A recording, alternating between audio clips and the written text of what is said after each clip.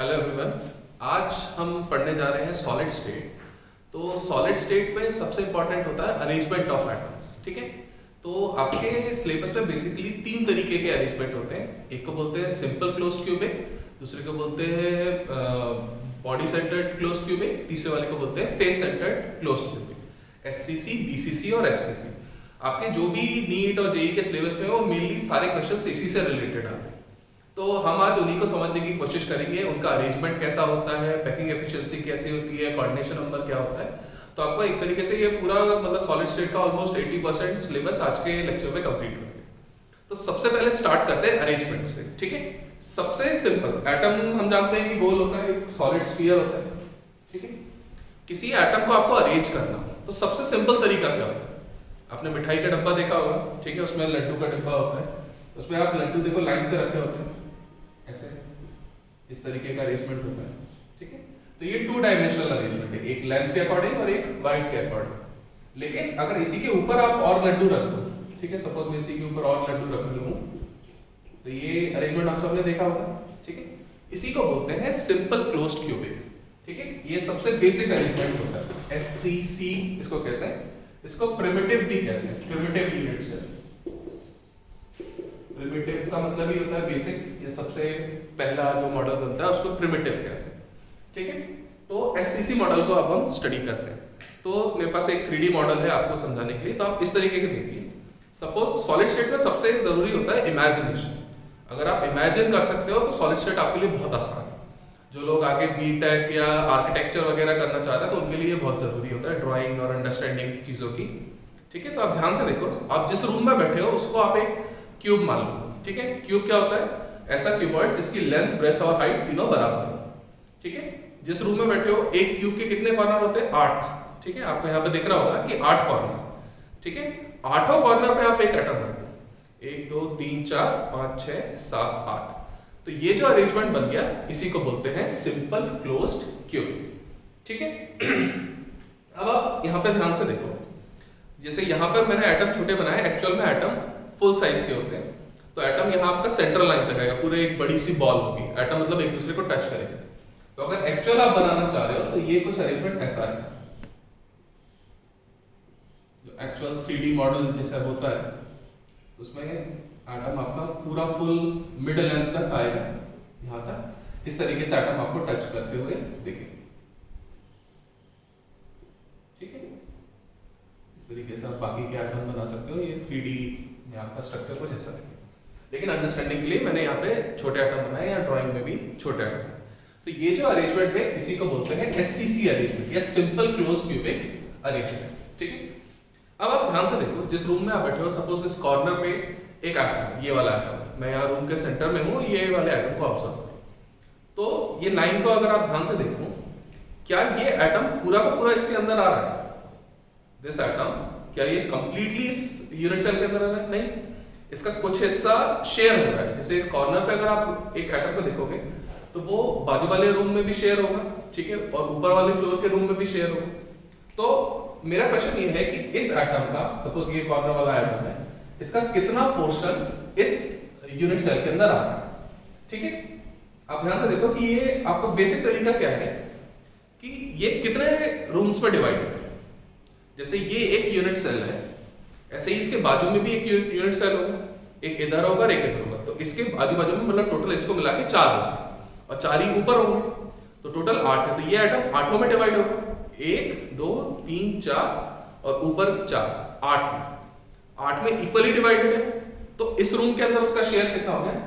इसका कंट्रीब्यूशन कितना हो गया? 1/8। इस एटम का 1/8 हिस्सा इस यूनिट सेल के अंदर है। ठीक है, अब यहाँ पर जब हम सॉलिड स्टेट की कैलकुलेशन करते हैं तो हमें ये निकालना होता है, एक वैल्यू निकालनी होती है जिसको बोलते हैं Z। Z का मतलब होता है effective number of atom, effective number of atom in a unit cell. एक यूनिट सेल के अंदर इफेक्टिवली कितने एटम है? ठीक है, अब मैं यहाँ पे 8 एटम तो नहीं बोल सकता, ऑलरेडी मुझे 8 दिख रहे हैं, लेकिन क्या 8 एटम पूरे यूनिट सेल के अंदर है? नहीं, इनका कुछ हिस्सा शेयर भी है, दूसरे यूनिट सेल में भी शेयर होगा। तो इस रूम के अंदर, इस यूनिट सेल के अंदर एक्चुअली में कितने? उसको कहते हैं इफेक्टिव नंबर ऑफ एटम, तो हमें वो निकालना है। अब आप ध्यान से देखो, यहाँ पे 8 एटम एक जैसे, ऊपर के 4 नीचे के 4, 8 एटम एक जैसे हैं, ठीक है, और जितना एक का कंट्रीब्यूशन उतना बाकी का भी है, ठीक है। तो बेसिकली मैं क्या करता हूं, मैं एक देता हूं कि कंट्रीब्यूशन बाय वन एटम, एक एटम कितना कंट्रीब्यूट कर रहा है इनटू नंबर ऑफ एटम। ये फॉर्मूला सही है, एक एटम कितना कंट्रीब्यूट कर रहा है और टोटल नंबर ऑफ एटम कितने, तुम दोनों को मल्टीप्लाई कर दोगे तो आपको पूरा कंट्रीब्यूशन मिल जाएगा। तो आप ट्राई करो इसको आंसर करने को। एक एटम का कंट्रीब्यूशन कितना है 1/8 और नंबर ऑफ एटम्स कितने हैं, 8 कॉर्नर पे, हर कॉर्नर पे एक एटम, तो 8, तो इफेक्टिव नंबर ऑफ एटम कितना आ गया 1। तो एससीसी के लिए z की वैल्यू कितनी होती है 1, ठीक है। समझ में आया सबको किस तरीके से हमने कंट्रीब्यूशन निकाला और किस तरीके से हमने z की वैल्यू कैलकुलेट की। हमने सिंपल फॉर्मूला यूज किया कि भाई एक एटम का कितना कंट्रीब्यूशन और टोटल नंबर ऑफ एटम्स कितने, दोनों को मल्टीप्लाई कर दो, आपको z की वैल्यू मिल जाएगी। तो एससीसी के लिए z की वैल्यू निकल कर आई है 1, ठीक है, इसको आप नोट कर सकते हो। अब हम आगे बढ़ते हैं, z की वैल्यू है 1, ठीक। अब यहाँ पे एक और इंपॉर्टेंट चीज निकालनी होती है, a और r का रिलेशन। a क्या है, a को बोलते हैं यूनिट लेंथ, जो आपका यूनिट सेल होता है उसकी जो एज लेंथ होती है, ठीक है, क्योंकि क्यूब में लेंथ ब्रेथ और हाइट बराबर है, तो एक निकाल लो तो बाकी सारे का भी काम आपका हो जाएगा। तो इसको मैं मान लेता हूं ये a, ठीक है, और इसका जो रेडियस है वो है r। तो क्या आप बता सकते हैं a और r में क्या रिलेशन है? मैंने बोला था ना कि एटम बड़े होते हैं, एक्चुअली में फुल साइज का एटम होता है और दोनों एटम एक दूसरे को टच करते हैं। तो अगर आप एक्चुअल मॉडल बनाओगे तो ये एटम कुछ इस तरीके से आएगा, ठीक है, यहां पे टच करेगा सेंटर पॉइंट पे। तो a equal to r, r plus r दोनों मिलके a आ जाएगा। तो a और r का रिलेशन भी आ गया आपके पास, ठीक। नाउ कम्स द एफिशिएंसी, जिसको हम कहते हैं पैकिंग एफिशिएंसी।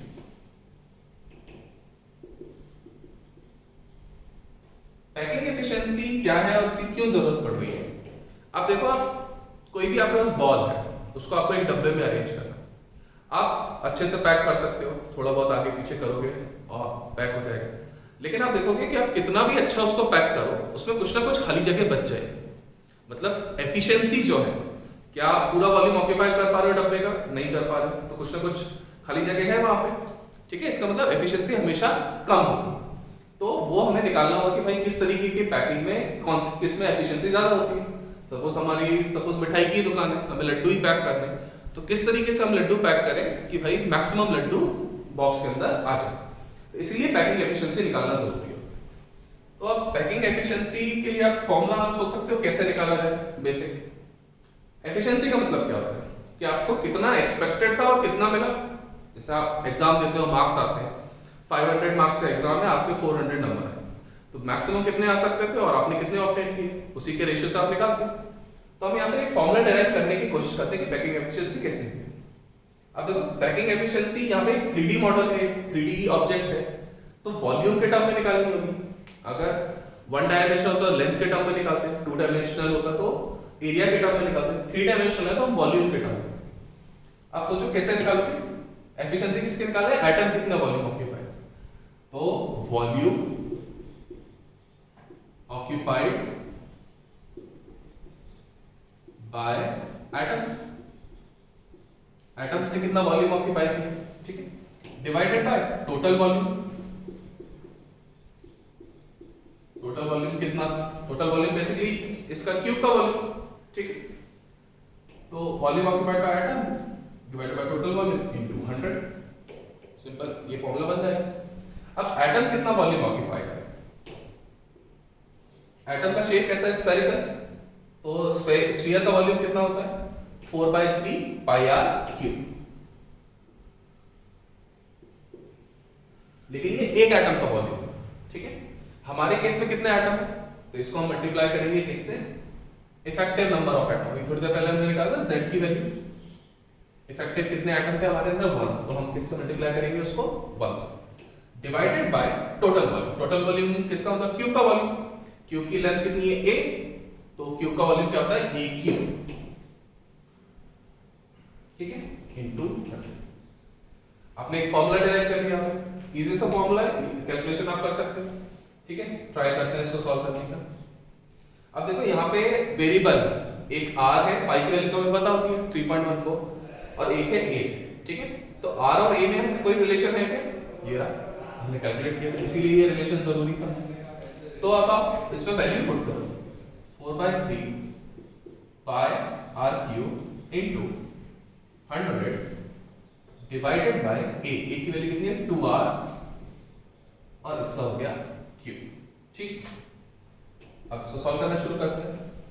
4/3 पाई r क्यूब, इसको वैसे ही रखते हैं, इनटू 100 डिवाइडेड बाय 2r का क्यूब, तो 2 into 2 into 2 which is 2 3 2 4 8, r cube, r cancel हो गया। ठीक है, ये 2 टाइम्स हो गया, 3 into 2 कितना हो गया? 6। तो बेसिकली हमारे पास वैल्यू कितनी आई?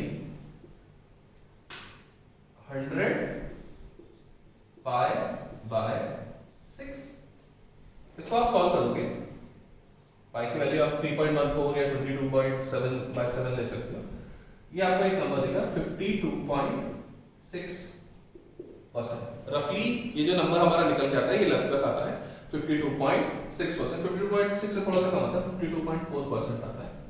ठीक है, तो इसका मतलब हमारा जो ये अरेंजमेंट था, SCC अरेंजमेंट, इसकी पैकिंग एफिशिएंसी कितनी है? 52.4%, लगभग 50% से थोड़ी ज्यादा। ठीक है, मतलब आप अगर इस तरीके से एटम को अरेंज करोगे तो लगभग आधा स्पेस आपका खाली रह जाएगा, आधा ही ऑक्यूपाइड। हाँ, जो जगह ऑक्यूपाई उसको कहते हैं पैकिंग एफिशिएंसी, जो खाली बची है उसको कहते हैं वॉइड। तो जैसे कि पैकिंग एफिशिएंसी से वॉइड परसेंट कितना होगा, मतलब बचा हुआ 100 माइनस दिस 52.4, तो ये आपको दे देगा 47.6%। मतलब इतनी जगह आपकी खाली बच गई। ठीक है, तो ये कोई बहुत अच्छी पैकिंग तो नहीं है, लेकिन सबसे बेसिक अरेंजमेंट ही है।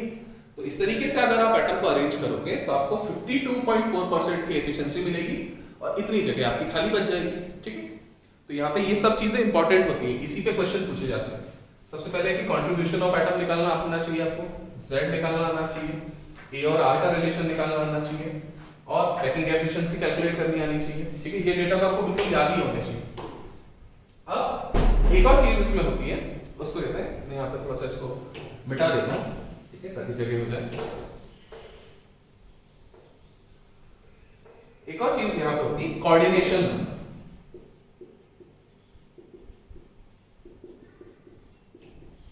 Coordination number, coordination number basically क्या है? कोई एटम कितने एटम को डायरेक्टली टच कर रहा है, जितने एटम को वो टच करता है उसको कहते हैं कोऑर्डिनेशन नंबर। ठीक है, अब आप ध्यान से देखो, ये एटम, ठीक है, ये एटम का एक यूनिट सेल है। अब एटम के अंदर एक यूनिट सेल तो नहीं होता, इनफाइनाइट होते हैं, इसके बाजू में होंगे, इधर होंगे, ऑल डायरेक्शंस में होंगे। तो आप देखो कि सपोज मैं एक एटम को पकड़ लेता हूँ, ये वाला है, ये एटम कितने एटम को डायरेक्टली टच करेगा? अब ध्यान से देखो, एक इसको टच कर रहा है, एक इसके पीछे भी एटम होगा क्योंकि यहाँ पे भी यूनिट सेल है, तो एक इधर, दो ये हो गए, एक लेफ्ट में, एक राइट में, एक नीचे, एक ऊपर। ठीक है, तो आगे पीछे, ऊपर नीचे, लेफ्ट राइट, तो टोटल कितने हो गए? 6। तो SCC में जो कोऑर्डिनेशन नंबर होता है वो होता है हमारा 6। किसी भी एटम के लिए आप निकालो, इसके लिए निकालोगे तो वो भी आगे पीछे, लेफ्ट राइट, ऊपर नीचे, 6 एटम मिल जाएंगे। अब देखो ना, कॉर्नर पे कोई एटम रखो तो वो किस एटम को डायरेक्टली टच कर रहा है, वो उसका कोऑर्डिनेशन नंबर कहलाएगा। तो SCC में जो कोऑर्डिनेशन नंबर होता है वो होता है 6। तो सबको SCC समझ में आ गया? ठीक है, अब हम आगे बढ़ते हैं सेकंड अरेंजमेंट की तरफ। उसमें भी हमें ये सारी चीजें कैलकुलेट करनी है। बेसिकली ये सब इमेजिनेशन का खेल है, आप अगर अच्छे से इमेजिन कर पा रहे हो चीजों को तो आपके लिए सॉलिड स्टेट में कोई भी प्रॉब्लम नहीं आएगी। क्वेश्चंस बहुत ही आसान होते हैं, इसमें फिक्स फॉर्मूलेज होते हैं, कैलकुलेशन होती हैं, आप सब कर सकते हो, कोई डिफिकल्ट पार्ट नहीं। सेकंड जो अरेंजमेंट और नाम इतने सिंपल होते हैं कि उससे ही समझ में आ जाता है। जैसे सेकंड वाला है BCC, बॉडी सेंटर्ड क्लिवेट। ठीक है, अब आप नाम ही देख लो, BCC, बॉडी सेंटर। तो कोई एक क्यूब है तो उसका बॉडी सेंटर क्या होगा? सपोज ये क्यूब है तो इसका बॉडी सेंटर क्या होगा? ये सेंटर वाला पॉइंट। ठीक, तो बॉडी सेंटर्ड क्यूबिक नाम में ही लिखा हुआ है, तो इसका मतलब इसके बॉडी के सेंटर पे भी एक एटम होना चाहिए। तो बीसीसी अरेंजमेंट तो बेसिकली होता है, उसमें एससीसी और बीसीसी में सिर्फ इतना फर्क है कि एससीसी में कॉर्नर पे एटम होते हैं, इसमें भी कॉर्नर पे होते हैं, लेकिन साथ में एक बॉडी सेंटर पे होता है, यहां पर भी एक एटम होता है। इस तरीके का अरेंजमेंट, ठीक है, दिख रहा है, 8 in the corner and 1 at the body centre, ठीक है। तो बस मुझे यहां पर एक बीच में एक एटम और बनाना पड़ेगा, ठीक है। अब आप ध्यान से देखो, जब ये एटम नहीं था, एससीसी अरेंजमेंट था पिछला वाला, तो ये एटम एक दूसरे को टच कर रहे थे, लेकिन अब बीच में आपने एक एटम डाल दिया तो ये एक दूसरे को टच नहीं कर सकते। अब ये वाले सारे एटम इसको टच करेंगे, सेंटर वाले, ठीक है। तो सबसे पहले तो हम कोऑर्डिनेशन नंबर निकालते हैं। कोऑर्डिनेशन नंबर निकालना बहुत आसान है, सबसे आसान स्टडी करना इस वाले को, ठीक है। अब ये देखो, ये कितने को टच करेगा, इसको टच करेगा, हाँ, इसको इसको इसको चारों को टच करेगा, नीचे वाले भी चारों को टच करेगा, तो 4 ऊपर 4 नीचे, और बाहर वाले किसी को तो टच कर नहीं सकता, तो बेसिकली कितने को टच कर रहा है, ये 8 को टच कर रहा है। तो सबसे पहले हम इसका कोऑर्डिनेशन नंबर ही लिख लेते हैं। कोऑर्डिनेशन नंबर कितना है, 8, वेरी सिंपल, ठीक है। कॉर्नर वाले जो एटम है इनका कंट्रीब्यूशन, अब आती है Z की बात, इफेक्टिव नंबर ऑफ एटम। अब यहां पे बीसीसी के अंदर दो चीजें, दो तरीके के एटम, एक एटम वो जो कॉर्नर पे और एक एटम वो जो सेंटर पे। तो कॉर्नर वाले के लिए कहानी लगभग सेम है, ठीक। कॉर्नर वाले कितने हैं, 8, और उनका कंट्रीब्यूशन कितना है, 1/8 प्लस, ये तो सेम वही है जो पिछले वाले, ठीक है।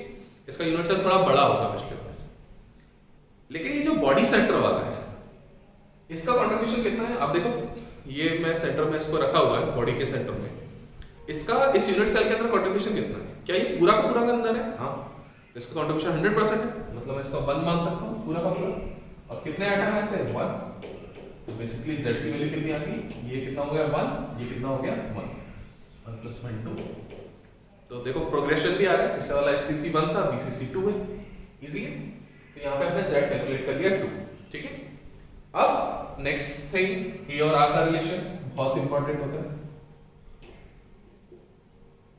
A एंड R रिलेशन हमको चाहिए, इसके बिना हम वो पैकिंग एफिशिएंसी कैलकुलेट नहीं कर सकते ना, इसीलिए ये कैलकुलेट करना बहुत जरूरी है।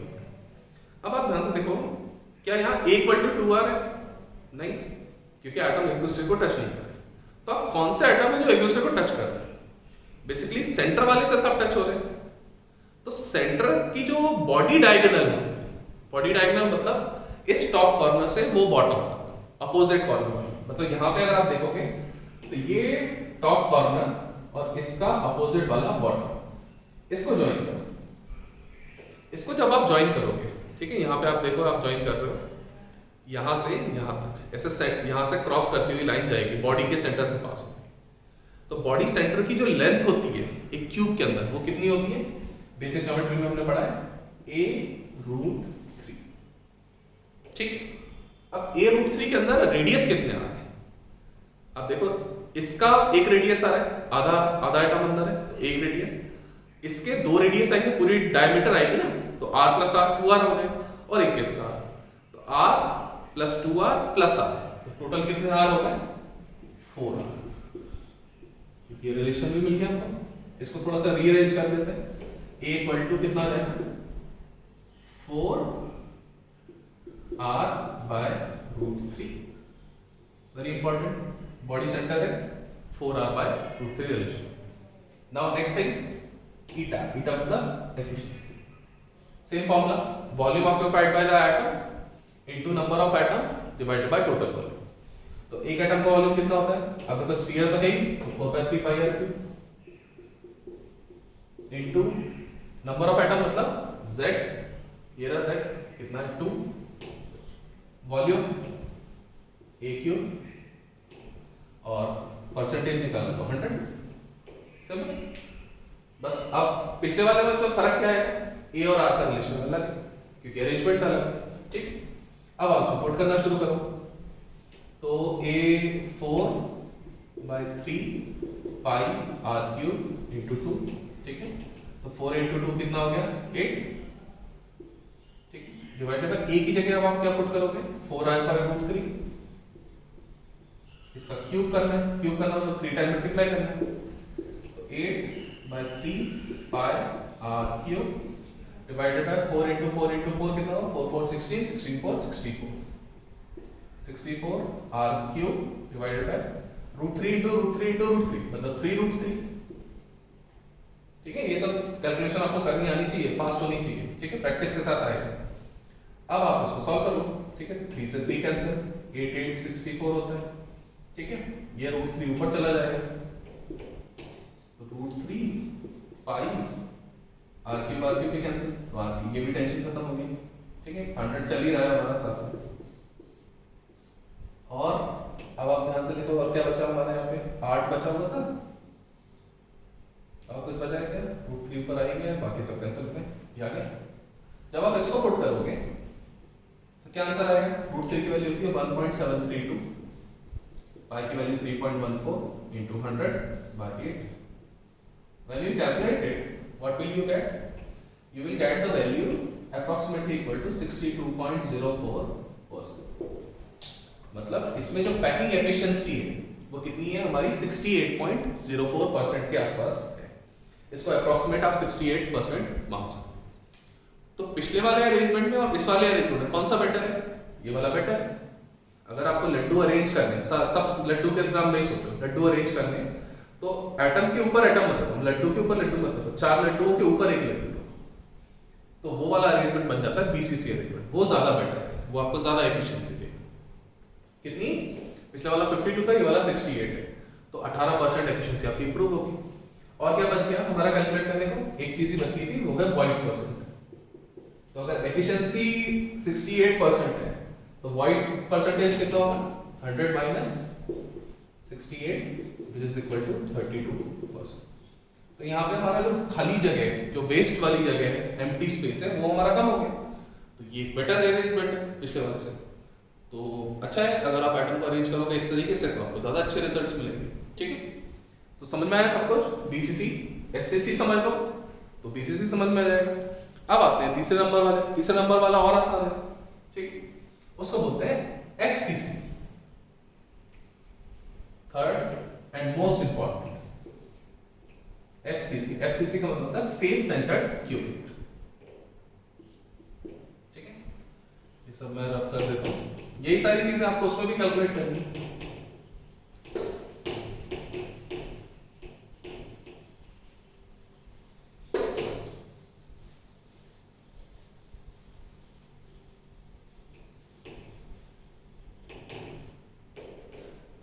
एफसीसी अरेंजमेंट की बात करते हैं। ठीक है, एफसीसी नाम में क्या लिखा हुआ है, फेस सेंटर, मतलब इसके फेस के सेंटर पे एटम है।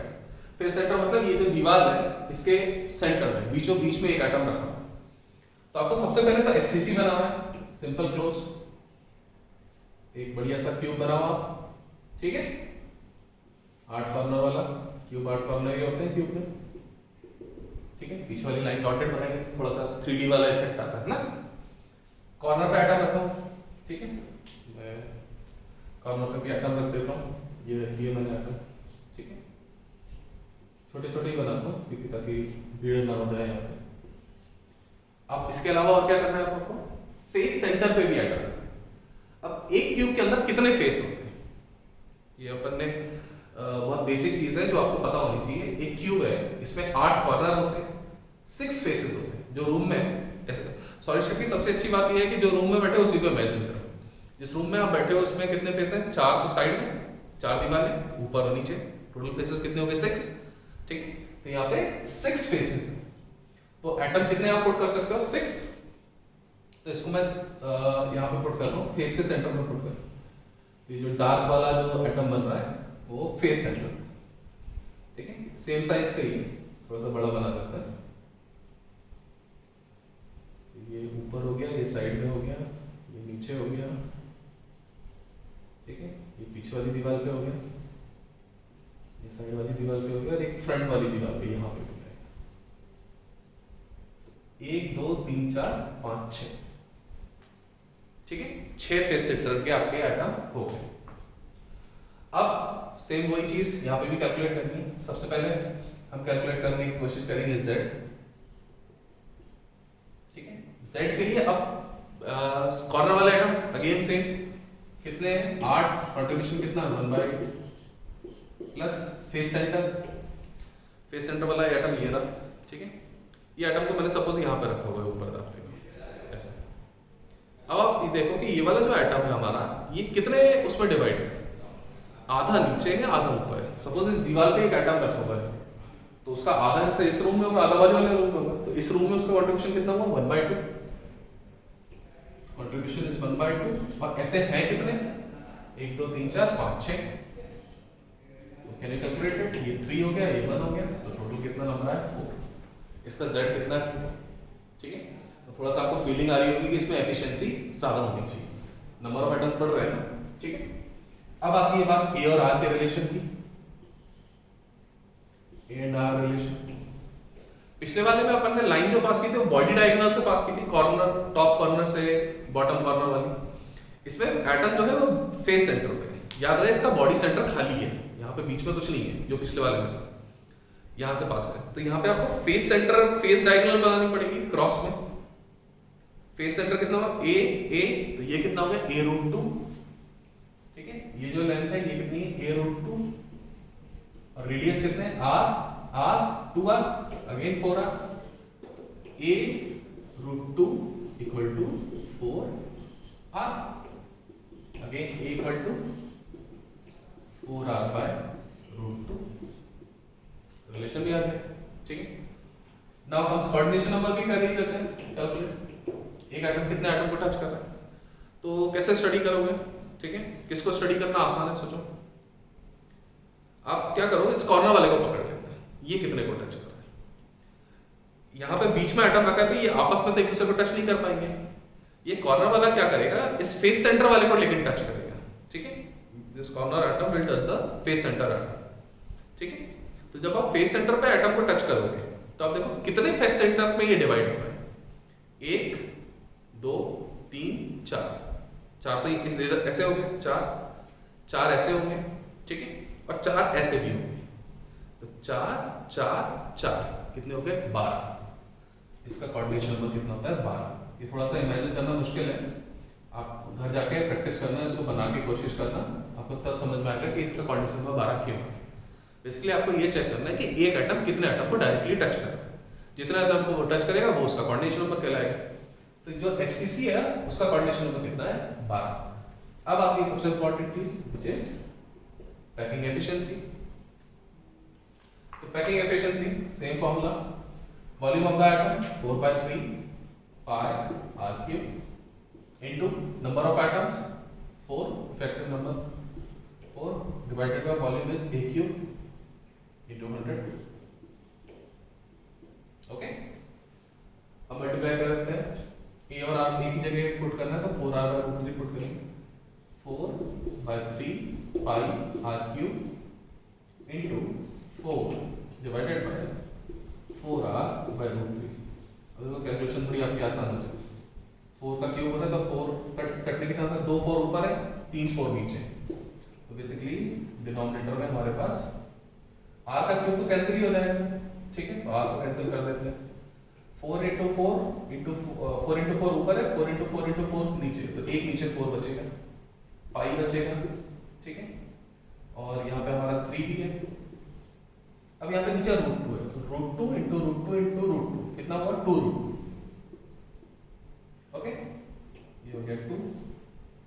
तो बेसिकली हाँ यहाँ पे नीचे √2, तो pi/3√2 into 100, ओके। ये हमारा नंबर है, चेक कर लो एक बार कैलकुलेशन सही है कि नहीं, ठीक है। 4 बचा था, एक नीचे 3 आया, पाई बचा 2√2, ठीक है, तो ये 2 हो गया और यहाँ पे एक √2 बचा, ठीक है।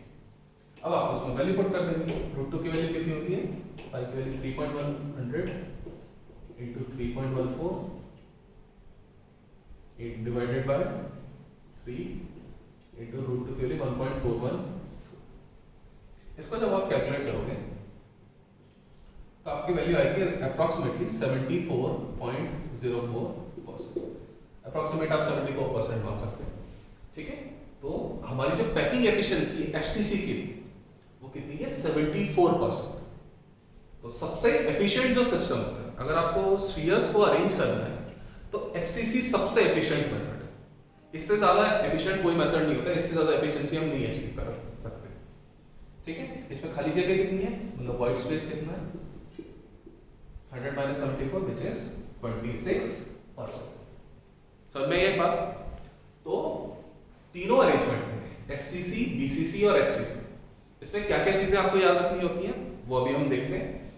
लेकिन आप ये समझ लो कि एफिशिएंसी इंक्रीजिंग ऑर्डर में एससीसी की सबसे कम है, बीसीसी की उससे ज्यादा है और एफसीसी की सबसे ज्यादा। जो आपका सोडियम क्लोराइड होता है, जो नमक आप खाते हो, वो यही अरेंजमेंट में होता है इसको। ठीक है, आगे जाके आप पढ़ेंगे इसको रॉक सॉल्ट स्ट्रक्चर कहते हैं। ठीक है, तो फेस सेंटर ट्यूब। अब हम क्या करते हैं, ये तो लंबी कैलकुलेशन हो गई सारी चीजें, अब आप एग्जाम में सारी कैलकुलेशन तो नहीं करोगे ना हर बार, तो अपन क्या करते हैं एक समरी चार्ट बना लेते हैं। समरी चार्ट से क्या होता है कि आपको याद रखना आसान हो जाता है और एग्जाम्स में आपको स्पीड फास्ट हो जाती है। फिजिकल में बहुत जरूरी है स्पीड होना। तो तीनों अरेंजमेंट को देखते हैं। पहला अरेंजमेंट क्या था आपका, एससीसी, दूसरा अरेंजमेंट बीसीसी, तीसरा एफसीसी। क्या क्या चीजें पढ़ी अपन ने एससीसी में?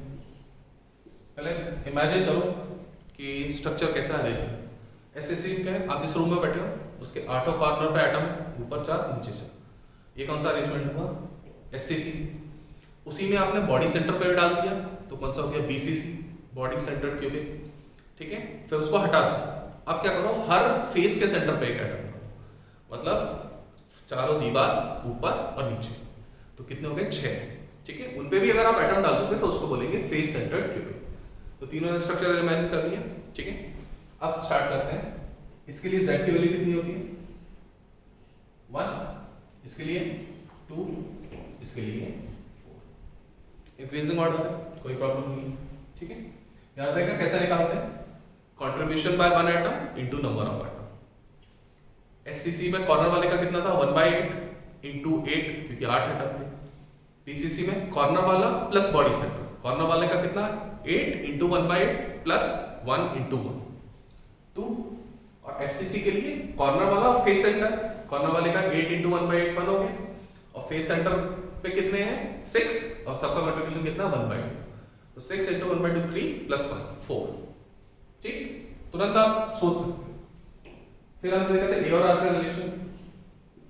तो इसमें क्या था हमारा, a = 2r, इसमें क्या था, a√3 = 4r, याद है, बॉडी डायगोनल से पास करते थे। फिर इसमें क्या था, इसमें फेस डायगोनल कितना, a√2 = 4r, याद रहेगा। फेस डायगोनल a√2, तो याद करना आसान है। ठीक है, फिर आई थी निकाली थी हमने कोऑर्डिनेशन नंबर भी निकाला था। एससीसी का कोऑर्डिनेशन नंबर कितना होता है, याद करो, आगे पीछे ऊपर नीचे लेफ्ट राइट 6। इसका बॉडी सेंटर का, बॉडी के सेंटर में एटम, 4 ऊपर 4 नीचे 8, और इसका कितना होगा 12। अब देखो इंक्रीजिंग ऑर्डर है सबके लिए। ठीक है, तो याद रखना बहुत आसान है। फिर निकाले थे हमने पैकेज एफिशिएंसी, सबसे कम किसकी है, सबसे ज्यादा किसकी है, बीच में किसकी है। एससीसी की कब सबसे कम होती है, 52.4%। ठीक है, बीसीसी की कितनी होती है, 68%, और एफसीसी की कितनी होती है, 74%। इंक्रीजिंग, सबसे एफिशिएंट सिस्टम ये है। वाइट परसेंट 100 माइनस कर लो, 47.6, 32, 26। ठीक है, तो ये आपको याद रखना है, ये बहुत इंपॉर्टेंट है, इसी पे क्वेश्चन आएंगे, समझ गए सब लोग। ठीक है, ये टेबल आपका सॉलिड स्टेट का सबसे इंपॉर्टेंट टेबल है, आपको यही पूछा जाएगा एग्जाम में, इसी से रिलेटेड क्वेश्चन पूछे जाते हैं कि अरेंजमेंट कैसा है। ठीक है, कितनी पैकिंग एफिशिएंसी है, ए और आर का क्या रिलेशन है, कोऑर्डिनेशन नंबर क्या है, ठीक है, वाइट परसेंट क्या है, दिस काइंड ऑफ क्वेश्चन जो अच्छे लेवल के क्वेश्चन होते हैं, जो जेई में भी पूछे जाते हैं, नीट में चांसेस कम है बट जेई में पूछे जाते हैं। वो क्या करते हैं, इसी के अरेंजमेंट को थोड़ा सा चेंज कर देते हैं। तो अगर आपको स्ट्रक्चर क्लियर है दिमाग, तो आपके लिए वो सब चीजें मैनिपुलेशन करना आसान होता है। फॉर एग्जाम्पल मैं समझाता हूँ, जैसे सपोज वो बोल रहा है कि आपके पास एक बीसीसी स्ट्रक्चर है, पहले तो बीसीसी इमेजिन करो, 8 कॉर्नर पे है और एक बॉडी सेंटर पे, ठीक है। अब उसने बोला कि भाई बीसीसी है, अब आप क्या करो, उसके किसी भी एक कॉर्नर से एटम को हटा दो, ठीक है, एक कॉर्नर का एटम आपने हटा दिया। अब आप नई एफिशिएंसी निकालो, ठीक है, ऐसा उसने थोड़ा सा चेंज करके पूछा। तो आपके दिमाग में अगर स्ट्रक्चर क्लियर है तो आप बहुत आसानी से कर सकते हैं, ठीक है। अब इसमें चेंज क्या हुआ, देखो बॉडी सेंटर का तो कोई चेंज नहीं हुआ, कॉर्नर का चेंज हो गया। कॉर्नर पे कंट्रीब्यूशन अभी भी 1/8 है, लेकिन नंबर ऑफ एटम 8 की जगह आप क्या हो गए 7। तो आपको बस वहां पे अपने डेरिवेशन में या फॉर्मूले में वो वहां पे 7 कर देना है, बाकी कैलकुलेशन सेम रहेगी, नंबर चेंज हो जाएगा, ठीक है। एफिशिएंसी बढ़ेगी या कम होगी, एटम आपने कम किया है तो एफिशिएंसी क्या होगी, कम हो जाएगी, ठीक है। हाँ, इसमें और भी वेरिएशन कर सकते हैं कि भाई इसको हटा के दूसरा आइटम डाल दिया, उसका रेडियस बड़ा है, ठीक है, यहाँ से एक एक्सेस पास हो रही है, तो इस तरीके के छोटे मोटे वेरिएशन करते हैं। एफसीसी में सबसे ज्यादा होते हैं कि वो बोलता है कि भाई एक एफसीसी स्ट्रक्चर है, 8 कॉर्नर पे है, 6 फेस सेंटर पे, हर फेस सेंटर पे एक एटम है, इस तरीके से, ठीक है। अब वो बोलता है कि किसी भी एक डायगोनल के अलोंग, एक बॉडी डायगोनल के अलोंग सारे एटम हटा दिए। तो बॉडी डायगोनल के अलोंग कौन सा एटम आता है, कॉर्नर वाले, तो बेसिकली उसने 2 कॉर्नर के एटम हटाए। अगर वो बोलता है कि फेस सेंटर से पास होती हुई एक लाइन है, सपोज यहाँ से एक फेस सेंटर से पास होती हुई एक लाइन है, ठीक है, उसके अलाउंग सारे एटम हटा दिए, तो कौन से हटा दिए, एक इस फेस सेंटर का और एक इस फेस सेंटर का, ठीक है। तो आपके में क्या चेंज होगा, कॉर्नर वाले सेम रहेंगे, जो फेस सेंटर वाले हैं वो 6 की जगह कितने हो जाएंगे, 4। तो अगर आपके दिमाग में स्ट्रक्चर क्लियर है तो ये सब छोटे मोटे मैनिपुलेशन आप बहुत आसानी से कर सकते हैं। समझ में आई बात है, ये टेबल आपको याद करना है, इस पे ही क्वेश्चन आएंगे, ठीक है। आपको कोई भी डाउट हो आप पूछ सकते हो, ठीक है। सो समझ में आया सबको, ठीक है, थैंक यू। सो कंटिन्यू करेंगे हम आगे, थैंक यू एवरीवन।